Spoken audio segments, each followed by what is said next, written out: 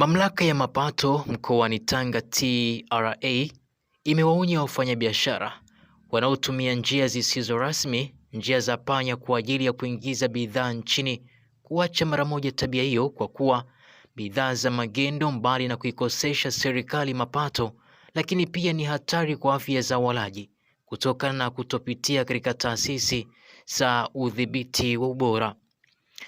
Onyo hilo limetolewa na meneja wa TRA mkoani Tanga, Castro John, wakati akizungumza na waandishi wa habari, ikiwa ni kikao maalum kwa ajili ya kuboresha mahusiano katika utendaji. Katika mazungumzo yake hayo, John alisema kwamba operesheni dhidi ya bidhaa za magendo zinaendelea na wafanyabiashara kadhaa wamekamatwa huku wakitozwa faini kubwa. Aidha, meneja huyo wa mamlaka ya mapato TRA mkoani Tanga aliongeza kuwa chombo chochote kitakachokutwa kimebeba bidhaa za magendo kitataifishwa kupitia sheria zilizopo.